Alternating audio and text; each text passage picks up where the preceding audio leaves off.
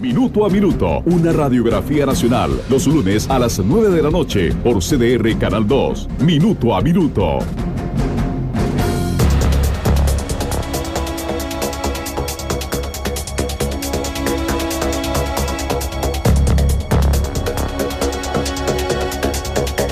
Son las 2:30 de la tarde. ¿Qué tal? Muy buenas tardes. Bienvenidos a Minuto, nuestro programa de análisis y entrevistas aquí en Radio Monumental. Los lunes hacemos un espacio de 1 hora, no de 30 minutos como es usual, para darle campo a análisis de fondo, mucho más de fondo, en temas políticos. Entonces habíamos empezado en Radiografía Nacional un repaso por áreas en particulares, con recomendaciones de analistas a quien ocupe la presidencia a partir del 2014, y la semana pasada empezamos con 1 hora de entrevista a los candidatos presidenciales. La semana pasada estuvo aquí don Luis Guillermo Solís del PAC, hoy está don José Miguel Corrales de Patria Nueva. Don José Miguel, ¿qué tal? Muy buenas tardes. Muy buenas tardes para usted, para todas y todos los radioescuchas, un saludo, y para el compañero que está en los controles, un saludo también, lo mismo que los que están en las cámaras. Sí, ahora son un montón. ¿Verdad que sí? Ahora somos un montón. A don Glenn Montero, que nos acompaña hoy en el Control Master, pero también a la gente que está en redes sociales, que puede consultarnos por Twitter, por Facebook, en tiempo real, a don José Miguel, a la gente que nos escucha en vivo en 93.5 FM de Radio Monumental, y a la gente que nos observa por diferido a las 9 de la noche en Canal 2, la imagen de la radio. Ahora sí empezamos por don José Miguel. Don José, igual que hemos intentado hacer el mismo trabajo con la mayoría de candidatos, que es generar un documento de una consulta más fácil para el público, donde nosotros planteamos algunos temas en particular y les pedimos 3 propuestas de ustedes, porque creemos que ya, digamos, el país se merece ya un debate de propuestas en particular, y que escojan con base a propuestas. Pero antes, para introducirlo, quiero preguntarle de dónde le surgió el gusanito nuevamente de participar, si usted ya estaba retirado, claro, de participar en la política. Con mucho gusto. Mire, primero que nada felicitarlos, porque una cosa que yo vine luchando desde el año 98, en que nuevamente fui candidato a la presidencia, era que me parecía que los debates que se daban por televisión era una tomadura de pelo para la gente. ¿Por qué tomadura de pelo? Porque le dicen que usted tiene 1.5 minutos, 2 minutos para contestar. En ese espacio de tiempo, usted casi lo único que puede decir son buenas noches. Uh-huh. Entonces aquello era como, lo exhiben como una especie de un boxeo, de un ring, donde hay 2 personas para ver cómo le golpea al otro con una mala pasada, y eso a mí me parece una falta de respeto. Esto que están haciendo ustedes es serio, esto es responsabilidad, esto es darle al público el tiempo y el necesario para que pregunte sobre lo que sea menester, uh-huh, y darle a uno un tiempo pues razonable para que conteste y profundice en la respuesta. O bien, si no la sabe, nadie de que diga que no sabe. Que simplemente decir, ya mire, perdóneme, pero esa materia yo no la domino. Entonces, o sea, dice que es mejor decir no saber a batear con el precio de la leche. Así es. Okay. Entonces, primero, felicitarlo. Segundo, ¿por qué decidió volver usted? Mire, yo soy un hombre ya de edad, yo tengo 74 años. Y cuando un grupo de amigos y amigas se acercaron para decirme por qué yo no consideraba nuevamente poner mi nombre a consideración del pueblo costarricense, yo les dije, mire, yo creo que ustedes están locos, ¿verdad? Es decir, yo creo que hay un tiempo para todo en la vida, tiempo para nacer y tiempo para morir. El tiempo que yo tengo ahora y el que tiene mi esposa es un tiempo para disfrutar mucho tiempo o poco tiempo, según Dios disponga que nos quedemos. Uh-huh. Mi señora es pensionada del Magisterio Nacional, yo soy pensionado de la Caja Costarricense del Seguro Social, nuestros hijos están ubicados y gracias a Dios tenemos salud. Entonces ya nos aprovechemos un poquito este rato que Dios nos regala para disfrute personal, la edad del egoísmo. Sin embargo, eso es lo que llama la atención, digamos, que con ese tiempo, todavía usted vive en Paraíso, don José Miguel. Vivimos en Paraíso, sí señor. Bueno, imagínese, era tiempo para aprovechar.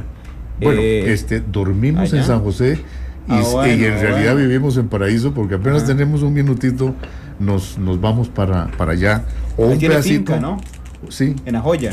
En el Jazz. En el Jazz de Paraíso. El Jazz nací en La Joya de Paraíso, sí. Que es un barrio de la ciudad. Que es al este de la iglesia. Totalmente cierto. Sí. ¿Usted es de Paraíso? No, yo soy de Cartago, pero es que me suena. Yo soy del centro de Cartago. Ajá, ¿de oriental o occidental? Quedo en la mitad de las dos, porque bueno, en realidad es oriental, porque es del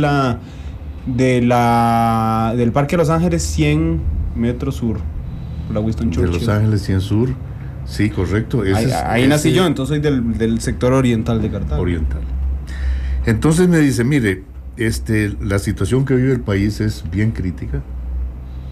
Bueno, yo creo que sobra decirlo, todos conocemos lo que estamos viviendo. Todos los días aparecen cosas feas, de cosas que nadie quisiera que ocurrieran en nuestro país. Y entonces agregaron, bueno, si hubo gente en el año del 48 que murió en las montañas del sur de Cartago y de San José, porque nosotros como generación tuviéramos un código de trabajo y unas garantías sociales, y nosotros tuviéramos la dicha de que el voto fuera verdaderamente limpio y se respetara la voluntad del elector emitida en el recinto electoral, y que los fondos se manejaran con buena administración, y usted ya simplemente por egoísmo le está diciendo que no a Costa Rica. Les digo, bueno, vamos a hacer una cosa, vamos a proponer otra vez nuestro nombre, no sin antes advertir que es un gran esfuerzo, sinceramente es un gran esfuerzo. Y vale la pena, José, porque cuando usted estaba con Liberación Nacional, en algún momento era un candidato de masas. De masas me refiero a que el día de las elecciones, yo me acuerdo chiquitillos, era la mitad del país pintado de rojo y azul, la otra mitad pintada de verde y blanco, ¿verdad? El escenario electoral ha ido cambiando. Muy distinto. Y de hecho ya ni se ven las banderas en la calle. Pero, digo, ahora le toca a un partido minoritario, ya no en el poderosísimo Liberación Nacional. Entonces, ahí es donde le pregunto si vale la pena, si de verdad usted tiene la expectativa de ser presidente de la República, o simplemente es conseguir, que algunos lo aceptan en otros partidos, es una cuota de poder, digamos, para tener un margen de negociación con quien ocupe la presidencia de la República. Mire, si usted lo ve, pueden ser las dos cosas que usted señala. Que un grupo de compañeros y compañeras vaya al Parlamento a ejercer verdaderamente un control político. Que no sería usted, además. No. Yo creo que ya esa etapa terminó. O bien, el tener el poder político en nuestras manos, porque esta campaña que estamos iniciando es totalmente atípica.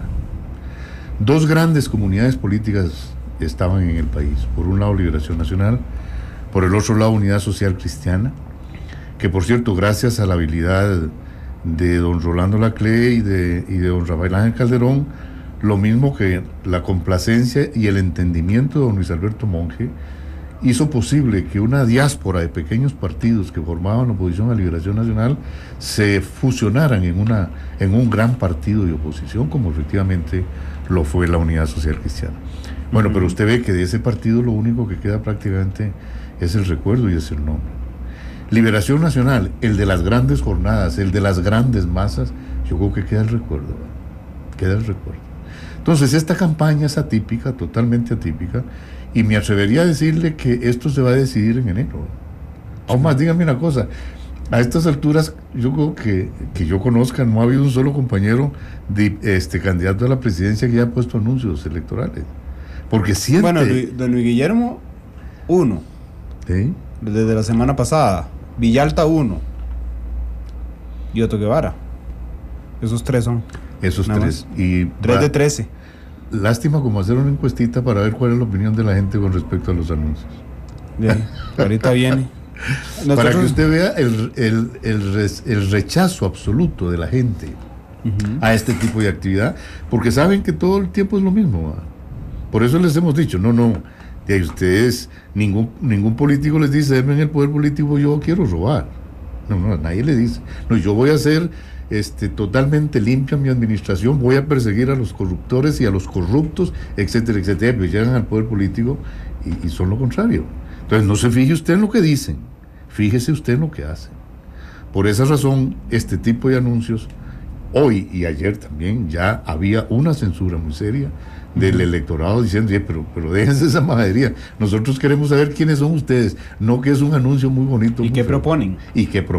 Bueno, usted dijo un día de estos que solo le iba a alcanzar para salir a decir, hola, ¿qué tal? Esta es la única vez que me van a ver, esta es la primera y la última vez que me van a ver. Sí, eso lo dijimos en la siguiente forma.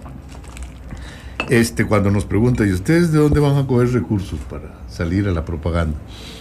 Le digo, mire, yo creo que la fortaleza de Patria Nueva es la pobreza.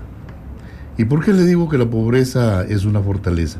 Porque curiosamente quien está en Patria Nueva no llega a ver cómo tiene dinero para pagar algunos anuncios, para pagarme un trabajo que yo hago, sino que todo sale de voluntad, de mística. Esa es la grandeza que se vivió durante muchísimo tiempo en la política y que desgraciadamente se ha perdido. Don José Miguel. Entonces, ahí dijimos que íbamos a hacer posiblemente un gran esfuerzo para ver si podíamos recoger algunos dineros para decirle a los costarricenses, aquí estamos nosotros, posiblemente esta sea la primera y la última vez que ustedes nos van a ver porque no tenemos recursos económicos, pero sepan que nosotros estamos en la lucha y que esperamos la colaboración de todas aquellas personas que creen que en nuestra patria las cosas deben ser distintas. Eso fue lo que lo dijimos, efectivamente, y yo creo que lo mantenemos, ¿verdad? No, José, antes de ir al tema ya de las propuestas en particular, en diversos aspectos, ¿cuál es el pleito con Álvaro Montero Mejía y qué es este enredo que se generó?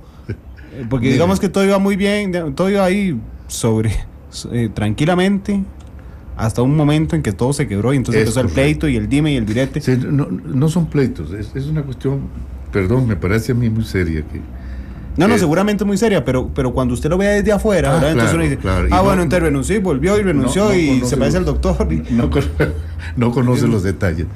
Primero que nada, a mí la vida me ha jugado unas pasadas muy duras, ¿verdad? Sí. Gente a la que yo he estimado mucho, pero mucho de verdad, como Daniel Oduber, ¿verdad? En un momento, con mi firma, don Daniel se le castigó. Y le digo que con mucho dolor porque si alguien podría decir yo que es mi padre político sería Daniel Oduber. Y quiero decirle o repetirle lo que he dicho en otras oportunidades, que yo tuve mi carta de renuncia firmada como diputado de la Asamblea Legislativa porque yo a mí mismo me decía no puedo yo firmar un documento en el cual a don Daniel se le castiga. Sin embargo, en un momento me pregunté yo mismo, bueno, aquí vine yo a defender a un amigo que cometió un error, o vine a defender a un país. Bueno, a defender a un país se eliminó la carta, pero con gran dolor. En este caso con don Álvaro es exactamente igual. Mire, don Álvaro a mí me abrió las puertas de su casa. Yo almorcé muchas veces en la mesa de su casa, por cierto, con platillos que él hacía porque es un excelente cocinero. Uh-huh. Dimos luchas juntos, principalmente en el campo del TLC, en el referéndum revocatorio, poder, etcétera, que yo le pedía que él escribiera la exposición de motivos, porque es un hombre de una formación académica muy fuerte, muy sólida, él es muy talentoso, tiene mucha facilidad para escribir. Yo ponía la parte dispositiva. Muy bien todo. Cuando llega un momento en que ya se acerca la elección de los diputados, llega y me dice vos tenés alguna aspiración, etcétera. Sí, tenemos alguna aspiración. En eso me llega a mí una sentencia de un tribunal de trabajo, donde dice que don Álvaro, inicialmente llegó una muchacha a trabajar como colaboradora de un partido que él tuvo, que me parece que se llamaba Rescate, pero que posteriormente se convirtió en su trabajadora.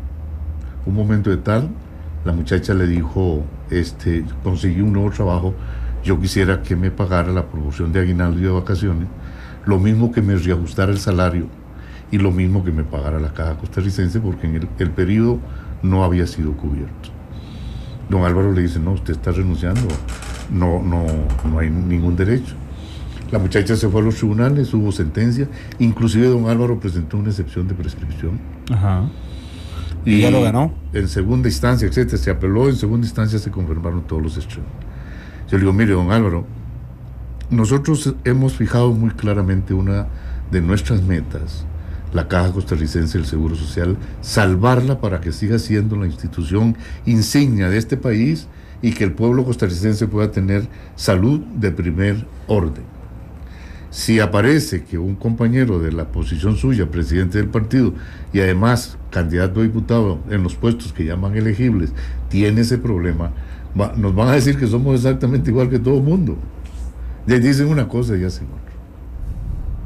etcétera, etcétera. Seguimos hablando, ya vino el momento de decisión. Yo con todo el respeto y el cariño que le tengo a él, le dije, mire, don Álvaro, perdóneme sinceramente. Si usted pone su nombre y usted sale electo, yo soy el que me voy. Me voy, simplemente me voy. Uh-huh. Y efectivamente eso fue lo que pasó. Y después de ahí todos los hechos son públicos. Cuando se da la conferencia de prensa al día siguiente de la renuncia, le pregunté me preguntó uno de los periodistas, ¿usted volvería a la candidatura? Le digo, mire, para mí es muy difícil, porque ya a estas edades, cuando uno se ha ido, es muy difícil volver, ¿verdad? Sin embargo, no estamos aquí, como lo dijimos en su momento, para complacer vanidades ni cosa que se parezca. Si le podemos servir al país, sí, eso sí tendría que eliminarse la causa que produjo mi renuncia. Hasta el proverbio en latín se los dije, sublata causa tolitur effectus, eliminada la causa, eliminado el efecto. Se eliminó la causa y volvimos. Uh-huh. Ahora, ¿qué ha pasado? A propósito de esa asamblea que se hizo, que ya se nombraron los candidatos a diputados, presidencias y vicepresidencias, don Álvaro presenta un recurso de nulidad de la asamblea, que fue lo que le dije temprano. Sí. ¿Cuándo va a resolver el tribunal? Bueno, yo no sé cuánto tiempo irá a resolver, pero ya teniendo las elecciones a días, ya no son ni meses, son días lo que queda. Bueno, yo creo que el tribunal tendrá que resolver muy rápido. Bueno, pero igual, si le da la razón a don Álvaro, se queda Patria Nueva sin participar en las elecciones. Bueno, son las 2:46. Vamos a la pausa comercial. Regresamos para hablar ahora sí de las propuestas de Patria Nueva en temas en particular. Gracias por estar con nosotros en Minuto a Minuto. Cuando la noticia trasciende el paso del tiempo y el instante no basta. Minuto a Minuto. Más allá de la noticia. Una realidad compleja exige un análisis profundo. Esto es Minuto a Minuto, más allá de la noticia.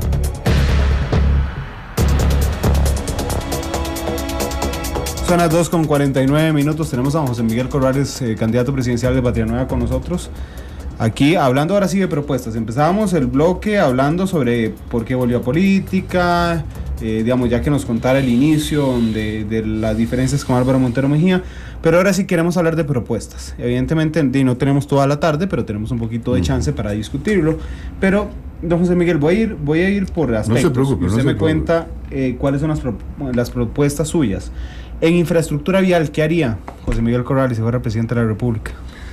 De los datos que tengo yo, no sé si eso habrá variado, el país tiene 40,000 kilómetros de caminos. Somos uno de los países con mejor comunicación en el mundo. Lo que pasa es que la calidad de nuestros caminos no son tan buenos. Tenemos 5,000 kilómetros de asfalto, tenemos 8,000 kilómetros de ripio. La propuesta es subir a 8 el asfalto y por lo menos a unos 10 el ripio. Ahora, ¿por qué eso? La razón es muy sencilla. Mire, no se puede hablar de un fomento serio al turismo si usted no tiene una red vial aceptable. Y no puede hablar de producción adecuada si usted no tiene una red vial aceptable para que nuestros campesinos y nuestros agricultores y ganaderos puedan estar sacando sus productos. Por eso hablamos necesariamente de una mejoría sustancial en la red vial nacional. ¿Qué haría con el MOP y los consejos, el Consejo Nacional de Vialidad, el CONAVI, el COSEVI, el Consejo de Seguridad Vial? ¿Qué haría usted con el MOP y los consejos? Bueno, una de las cosas que debemos de tener muy en cuenta es que en nuestro país, diría yo que lo ha construido el Ministerio de Obras Públicas y Transporte, que en un momento se llamó el Ministerio de Fomento. Uh-huh. Si usted coge el ferrocarril al Pacífico, San José Punta Arenas, es un ferrocarril que lo construye el Ministerio de Obras Públicas. Si usted coge Alajuela Limón, es un ferrocarril que lo construye la Northern Railway Company por medio de una concesión.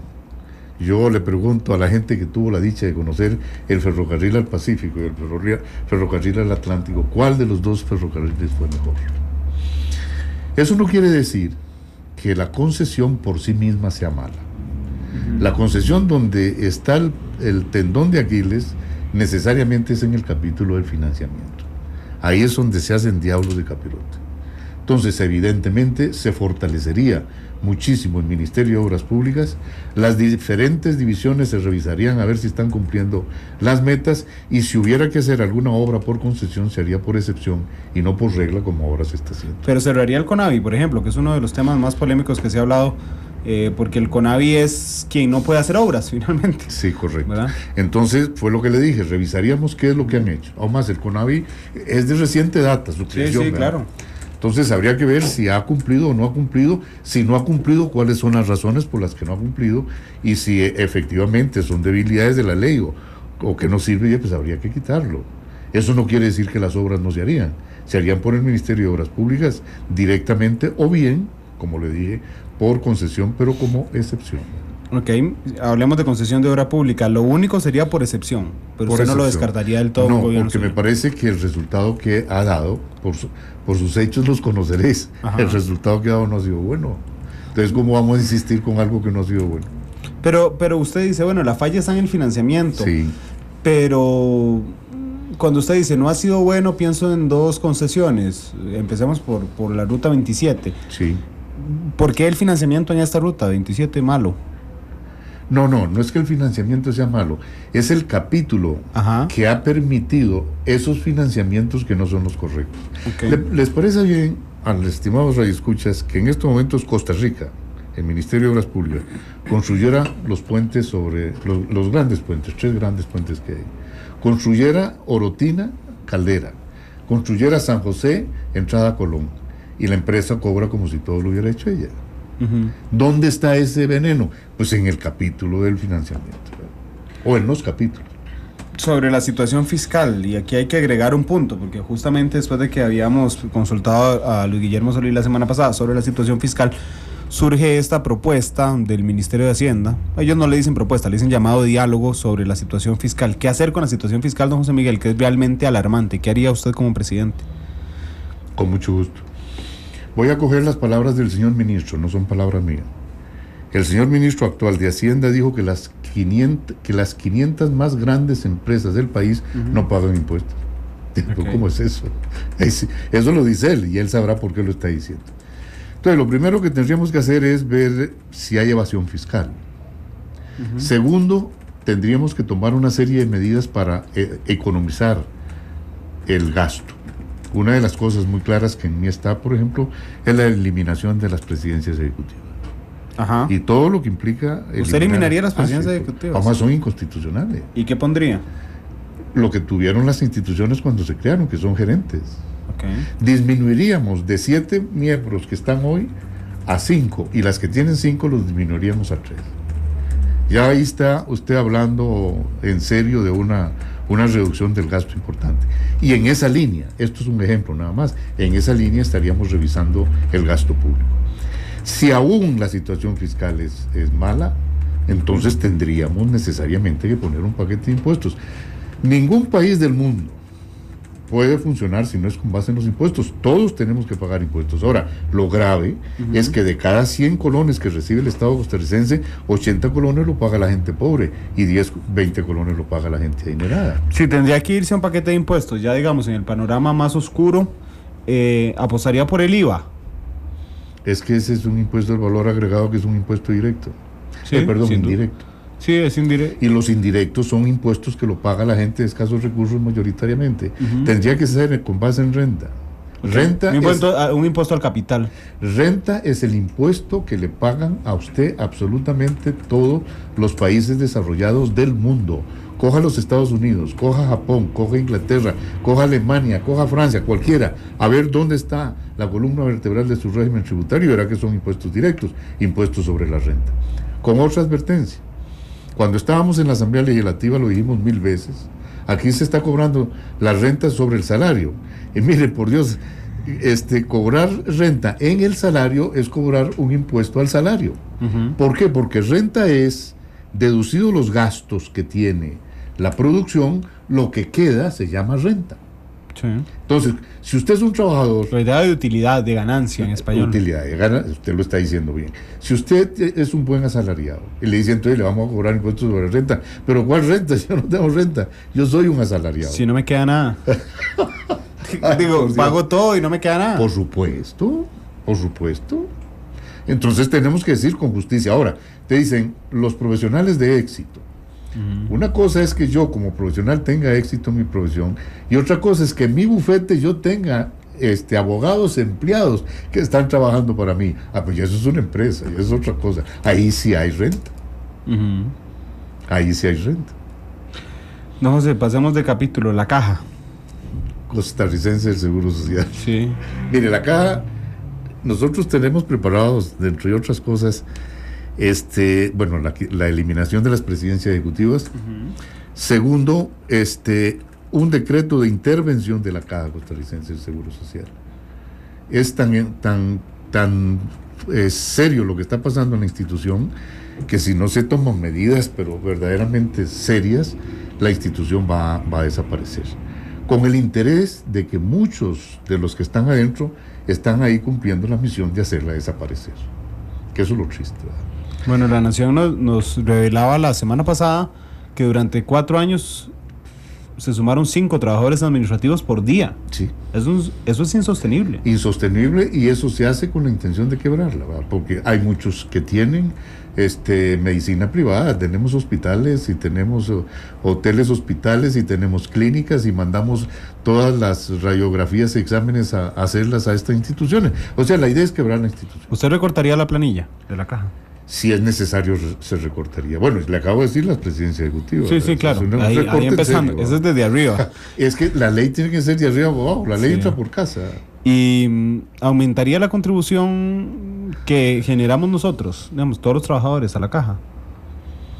Como les repito, yo diría que lo primero que hay que hacer es que el Estado costarricense le pague la deuda a la Caja, que es multimillonaria.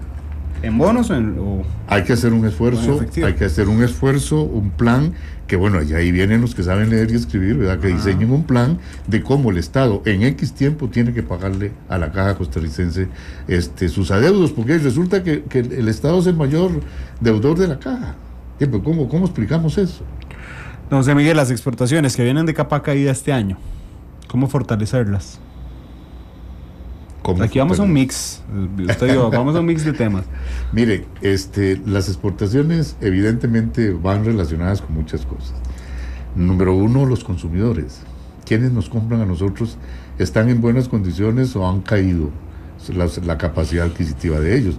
Para nadie es un secreto la crisis de los Estados Unidos, que es el gran comprador de nuestros productos, principalmente agrícolas, porque los productos industriales son empresas de ellos mismos que vienen aquí pues para volar un poquito los impuestos, ¿verdad?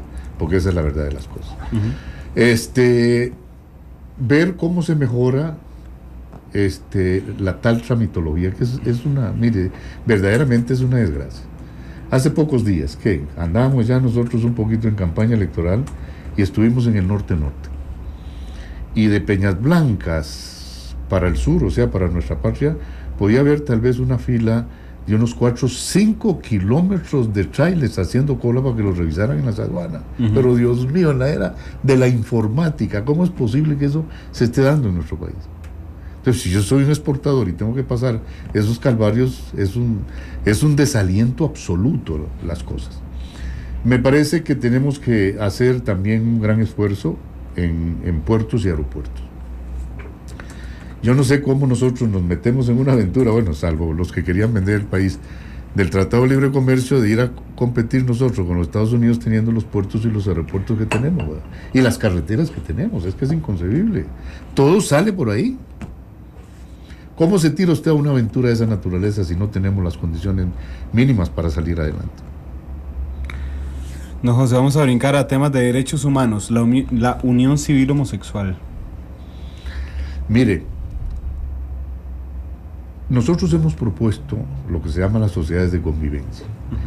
En las sociedades de convivencia, no solo para la pareja lesbiana o la pareja homosexual, sino para todas aquellas personas que se prestan un auxilio mutuamente. Le voy a presentar un caso personal. Yo tuve un tío que fue sacerdote. Mi madre dice que el día que este hombre salió ordenado sacerdote, su papá los llamó a las 9 hijas y les dice, una de ustedes tiene que acompañar al padre de por vida. Y una lo acompañó de por vida, lo acompañó 70 años. En esos 70 años el padre lo único que adquirió fue una casa que era donde vivía.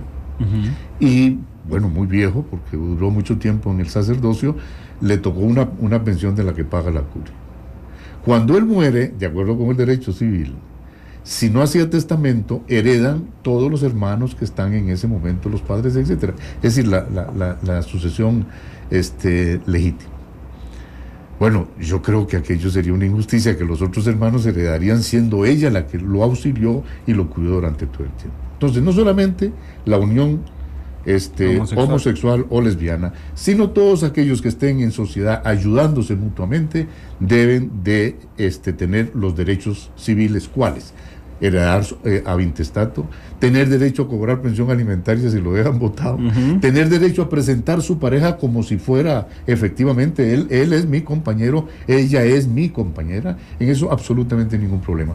En lo que yo no estoy de acuerdo es en el término matrimonio. El matrimonio es una institución que el derecho ha dejado totalmente distinta, que regula situaciones distintas, procreación y mutuo auxilio. Bueno, hasta donde yo tengo entendido, la pareja homosexual o lesbiana no puede procrear, ¿verdad? Auxiliarse mutuamente, por supuesto que sí, ¿verdad? Ley de jurisdicción constitucional. Ese tema le encanta.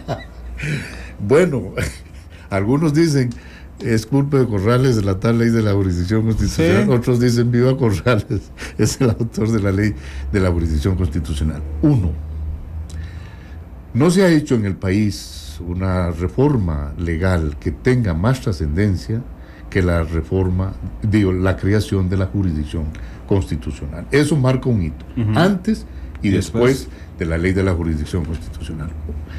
¿Cuál es el problema? Para explicarle a nuestros oyentes, es antes y después de la Sala Cuarta, que la ley de jurisdicción constitucional es la que crea y regula, además, todo el trabajo de la Sala Constitucional, en el 89. Sí. La ley de la jurisdicción constitucional es a la Sala lo que el Código Civil es a los juzgados. Sí, claro. Ok. Hecha la aclaración respectiva, la Sala es gigante, mientras no se meta en política electoral. Ahí es fatal. Inclusive le está prohibido. Y sin embargo se mete. ¿En qué se mete? Bueno, en la reelección, que digamos que es el elemento culmine, digamos. Ok, pero le presento otro, tal vez no tan... ¿Sí? No tan fuerte. No tan de mayor cuantía. En el 98, José Miguel Corrales y don Miguel Ángel Rodríguez tienen un debate en el mes de enero. Nosotros teníamos una serie de documentos que posiblemente no tenía mucho interés que se conocieran por parte del pueblo costarricense. Uno de los candidatos presenta un amparo a la Sala Constitucional donde dice que todos los candidatos tienen que ir al debate. Si todos los candidatos íbamos al debate, éramos 15, me parece, que sí, una cantidad enorme. Evidentemente. Eran 14, sí. Evidentemente el efecto se iba a quebrar, como efectivamente. La Sala lo acepta. Debió haberlo rechazado ad portas, porque era una materia electoral y todavía peor en el momento piuelo, como dicen los italianos, de la contienda electoral, que son las elecciones. Lo acepta y lo resuelve, lo declara con lugar y el Tribunal Supremo de Elecciones se queda callado. Sí. ¿Ya? Pero después de ahí, ¿qué le digo? Antes de la Sala la gente decía, el gobernante hace lo que quiere. Después de la Sala, la gente dice, el gobernante hace lo que la ley le permite que haga, no más allá. En materia de derechos humanos, la Sala ha sido verdaderamente extraordinaria. Don José Miguel, y en temas generales, porque yo no dudo, créame que yo soy uno de los grandes admiradores del trabajo de la Sala Constitucional, pero hay aspectos que a uno le siembran duda, ¿verdad? Y que, aunque a veces le da miedo abrir la posibilidad de reformar la ley de jurisdicción y que salga una cosa horripilosa, digamos, de la reforma. Pero la consulta legislativa, ¿la mantendría? Mire, la consulta legislativa, en primera, con respecto a los tratados internacionales, yo diría que sería una torpeza tocarla, del todo tocarla. Eso tiene que estar ahí. Tiene que mantenerse. Recordemos que el derecho internacional es Costa Rica en el mundo. Y si usted está suscribiendo tratados o convenios, tratados, lo que fuera, contrarios a la Constitución, está poniendo al país en una situación sumamente difícil. Entonces se necesita que haya un ente superior, más allá de cualquier duda, que le pueda decir a la Asamblea, mire, ustedes tengan cuidado en esto, pueden equivocarse, tomen en consideración.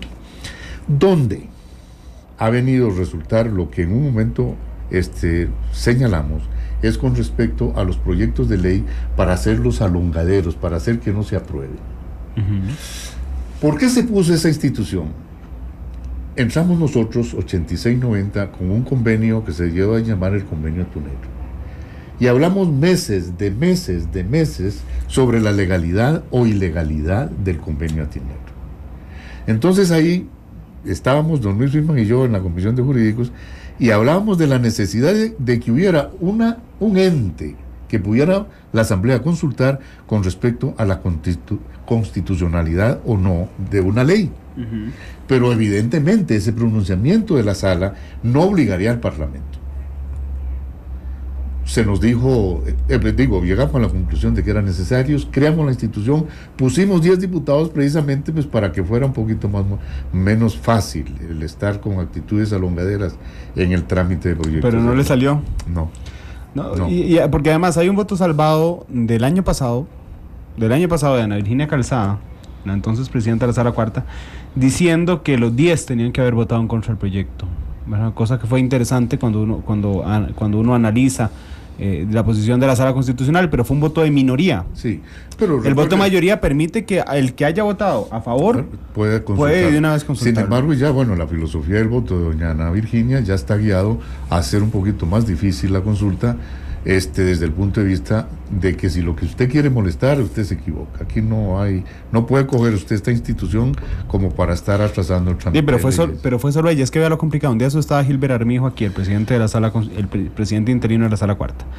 Y entonces él decía, Rondel, es que hay diputados que viene un gremio X de presión, y entonces yo apoyo una ley sabiendo de antemano que es inconstitucional. Pero yo la apoyo porque yo sé que la Sala Cuarta se la va a traer abajo. Entonces yo, diputado, voy a quedar bien con el gremio. Y la Sala es la mala. Después consulto, se vino abajo, quedé bien con el gremio y la culpa es de la Sala Cuarta, que se convirtió en un Senado además. Pero bueno, es nada más para molestar un poquito. Yo le presento un ejemplo al revés. Más de 10 diputados le consultan a la Sala Constitucional si el presupuesto que se tramita en el Parlamento es un presupuesto inconstitucional. Porque no tiene los montos que la Constitución dice cada uno de los poderes. Uno de esos poderes es el Poder Judicial. Por supuesto, ya la Sala dice es inconstitucional. Sí, claro. Presentan la acción una vez aprobado el presupuesto y resulta que la declaran sin lugar. Bueno. ¿Ve? Así es que ya en aquel momento ya era para ellos. Pero bueno, esas son pecatas minutas. Pero bueno, usted sí mantendría la consulta legislativa. Sí, pero un poquito más agravada. No podría ser tan sencilla. A la larga, que no conozco en detalle el voto de doña Ana. Minoría, insisto. Fue minoría. Pero no importa. Mire, cuando don Fernando Bolio Sancho, que fue un litigante toda su vida, lo nombran como magistrado en la Sala Primera, me parece, don Fernando empieza con votos de minoría. Y años después el voto de minoría, don Fernando es acogido por el voto de la totalidad de la Sala. Así es que eso no quiere decir que en un momento determinado el criterio de la Sala no la convenza un voto de minoría. Por eso es que me parece que sería muy interesante ver el voto de doña Ana Virginia para ver en qué medida se podría adaptar la ley a alguna reforma en esa materia. El reglamento legislativo, José Miguel, ¿qué haría? Estoy tentado a no darle el secreto cómo debe corregirse eso. Bueno. No. Yo prefiero que me lo den exclusivo. No, por supuesto que tal. Miren, hay desgraciadamente una creencia que algún sector de la prensa se ha dedicado a hacer creer al pueblo costarricense que el gran responsable de todos los males que tiene este país se llama el reglamento de la Asamblea Legislativa, y eso no es cierto, y se lo demuestro. Cuando viene el informe de la Comisión de Narcotráfico, que conmocionó este país, verdaderamente lo conmocionó. Yo me fui donde don Oscar Arias, le digo, don Oscar, en estos momentos me parece que el sentimiento de dolor... ¿De cuál informe? ¿De Alem? Sí. Donde don Daniel aparece con los problemas, etcétera, etcétera. El pueblo está conmocionado, se necesita darle una voz de esperanza, una ilusión. Y usted en sus manos, le dije a don Oscar tiene la solución. Pero ¿cuál es la solución? Digo, mire, tiene la creación de la ley de la jurisdicción constitucional, tiene la ley de la jurisdicción constitucional, tiene la ley de psicotrópicos, tiene reformas a la ley orgánica del Poder Judicial, etc. Tiene un cuerpo legal, don Oscar, que si eso se aprobara, usted pasaría a la historia, cuando ya las pasiones desaparezcan, como el segundo gran legislador de este país, como lo fue Braulio Carrillo, el codificador. Llámame a Luis Paulino. Luis Paulino a la sazón era el ministro de Justicia, se llamó Luis Paulino, etc. ¿Con qué reglamento se tramitaron esas leyes? ¿Con el mismo? Entonces, ¿es malo o es bueno? Entonces, ¿qué hace falta? Lo que hace falta, mi querido amigo, es liderazgo. Yo, como diputado don Daniel Oduber, lo vi a don Daniel sacar las leyes, promulgar las leyes que quiso, de 38 votos, siendo en ese momento Liberación Nacional, por primera vez la minoría mayor, valga el término. Nosotros éramos 28 diputados. Antes de ese momento, de 74, 78, hasta ese momento Liberación siempre había sacado mayoría en la Asamblea Legislativa. Y sin embargo, don Daniel sacó las leyes que quiso de 38 votos. ¿Por qué? Porque don Daniel hablaba más con la oposición que con nosotros mismos, que éramos sus propios diputados. Era el jefe de fracción, si usted me lo permite. Ya, pero ahora usted ve que a nadie le interesa el asunto. Cada uno hace de su capa un sayo. Hace falta al liderazgo. Don José Miguel, Contraloría General de la República. Excelente institución que ha perdido el norte. Sí, ¿por qué? De ahí, si usted la pone, si usted, Contraloría, que es criada para vigilar el correcto gasto público, y resulta que a usted, Contraloría, la ponen a tomar decisiones políticas, pues, se está desviando la filosofía de la institución. ¿Por qué? Si usted coge el artículo 121 de nuestra Constitución y lo revisa, y usted coge el 140 de nuestra Constitución y lo revisa, encuentra que los puertos, los aeropuertos nacionales, para poder ser concesionados, esos convenios tienen que ir a la Asamblea Legislativa para su ratificación o no. Entonces, en aquel momento, los interesados en liquidar este país en materia de puertos y aeropuertos y dárselo a los particulares, porque cualquier cosa que dejara ingresos al Estado costarricense había que quitárselo de las manos. Entonces resulta que pusieron a la Contraloría a ratificar los contratos, una persona que sustituye a 57 diputados. ¿Pero quién ha visto eso? Por eso dije, una excelente institución que perdió su norte. ¿Por culpa de la Contraloría? No, por culpa de los políticos que manejaron el asunto, que le dieron a Contraloría facultades que para los que no fue criada, ella no fue criada para tomar decisiones políticas. Vamos a la última pausa comercial, regresamos con los últimos temas que nos quedan 10 minutos de programa, así que vamos a la pausa y volvemos. Minuto a minuto, más allá de la noticia, por Radio Monumental. Una realidad compleja exige un análisis profundo. Esto es Minuto a Minuto, más allá de la noticia. Son las 3:19 de la tarde, nos quedan 6 minutos. Estamos con don José Miguel Corrales, candidato a la presidencia de Patria Nueva. Nicaragua. ¿Qué haría usted con Nicaragua, siendo presidente de la República? Mire, me parece que dos países que han sido profundamente hermanos en América ha sido Nicaragua y Costa Rica. Inclusive cuando Costa Rica necesitó de la mano de Nicaragua, Nicaragua se la dio y en forma abundante, para citarle 2 casos nada más. El costarricense, en mi concepto, más distinguido de todos los tiempos, se llama Florencio del Castillo. Florencio se educa en el Seminario de León de Nicaragua. El fundador del Estado de la República Costarricense, don Castro Madrid, José María Castro Madrid, educado en León. De Nicaragua. Hecho, los grandes próceres y estadistas ticos son educados en Nicaragua. Entonces, el obispo de Costa Rica vivía en Granada. Yo estuve en la casa de uno de los obispos y el gobernador también, Vázquez de Coronado, tuvo su casa en Granada. Así es que son dos naciones que han estado muy, pero muy estrechamente unidas. Sin embargo, yo creo que las cosas que se han llevado a Nicaragua, como las hemos tenido últimamente, no están siendo manejados como tienen que manejarse. Usted ve que lo propio sería que dos países hermanos tengan un desarrollo binacional. Es decir, Nicaragua y Costa Rica deben de desarrollar su frontera. Costa Rica la frontera norte, Nicaragua la frontera sur.